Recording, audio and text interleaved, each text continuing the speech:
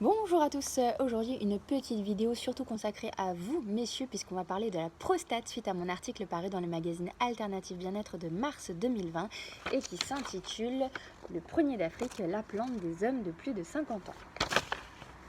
Donc, la prostate, c'est une glande qu'ont exclusivement les hommes. C'est une glande qui est chargée de produire et stocker le liquide séminal qui constituera notamment le sperme. Et du coup, elle loge dans la cavité pelvienne et elle entoure l'urètre. L'urètre, c'est le conduit qui est chargé d'éliminer l'urine de la vessie jusqu'à l'extérieur et qui conduit également le sperme lors de l'éjaculation.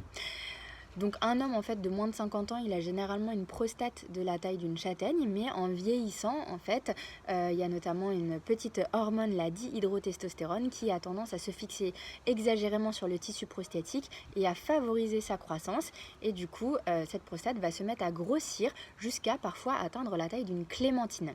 Donc on estime qu'il y a 80% des hommes de plus de 50 ans qui sont atteints par justement cette hypertrophie bénigne de la prostate, qui est l'un des trois principaux troubles de la prostate. Donc c'est le plus gênant et le plus courant, mais le plus bénin.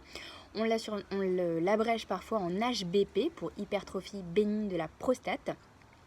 Et donc c'est un trouble où justement le fait que ça augmente de volume, et ben vous allez avoir des réveils nocturnes beaucoup plus fréquents pour justement aller uriner.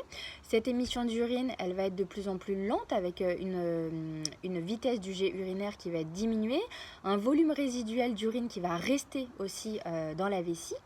Et des éjaculations aussi qui seront plus forcément comme avant, avec parfois des éjaculations qu'on dit rétrogrades, où en fait ça va dans l'autre sens, ça ne sort plus. Et puis justement cette sensation de gêne, de pesanteur et parfois l'impériosité à la miction où justement quand on a envie d'uriner on ne peut pas se retenir et il faut tout de suite que ça sorte et donc qui est parfois gênant puisque vous êtes certains messieurs à être dans cette hantise et cette obsession de toujours prévoir où sont les toilettes au cas où cela vous arrive. Donc en général il y a des traitements qui existent médicamenteux qui ne sont pas dénués d'effets secondaires comme toujours.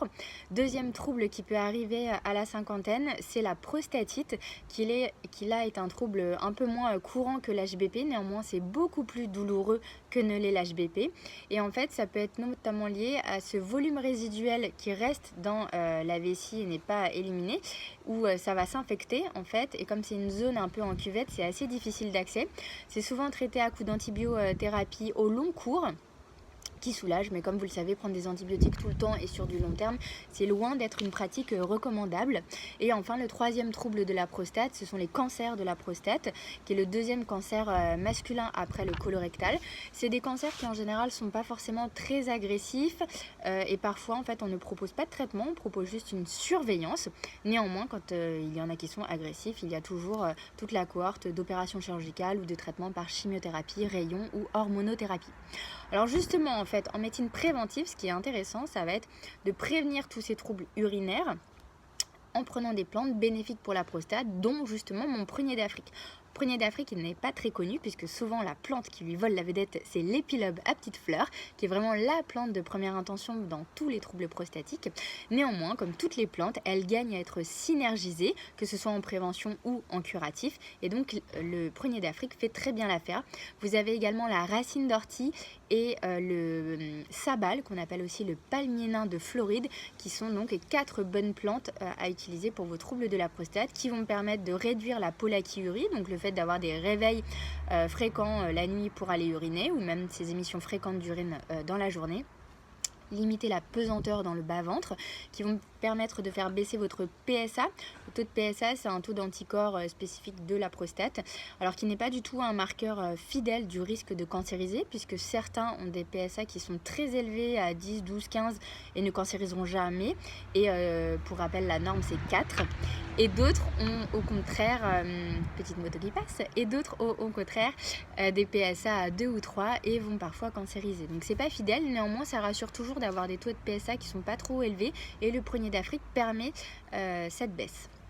Vous avez aussi au niveau alimentaire, je vous recommande de mettre l'accent sur les graines de courge et les graines de lin. Graines de courge contiennent des acides gras ainsi que les graines de lin des lignanes qui vont permettre d'être bénéfiques pour limiter l'impact des androgènes sur le tissu prostatique. N'hésitez pas aussi à consommer de la tomate qui est riche en lycopène, surtout quand elle est cuite et avec de l'huile, vous l'assimilerez mieux, et la grenade qui sont deux actifs avec le thé vert qui ont montré un intérêt dans la prévention du cancer de la prostate. Donc si vous souhaitez consommer du prunier d'Afrique, vous pouvez le faire soit en tisane, soit en gélule. Il y a des synergies qui existent avec toutes ces plantes associées ensemble. Et voilà, les cures se font toujours classiquement 3 semaines par mois, avec donc une fenêtre thérapeutique d'une pause d'1 semaine. Et il n'y a pas de contre-indication, de précaution d'emploi particulière du prunier d'Afrique. Même si vous prenez déjà des médicaments allopathiques contre les troubles de la prostate, vous pouvez tout à fait cumuler du prunier d'Afrique. Il n'y a aucun souci avec ça. Voilà, et ben j'espère que vous allez bien en cette période de confinement. Je vous souhaite à tous et toutes une très belle soirée. Prenez soin de vous au naturel et à très bientôt pour une prochaine vidéo.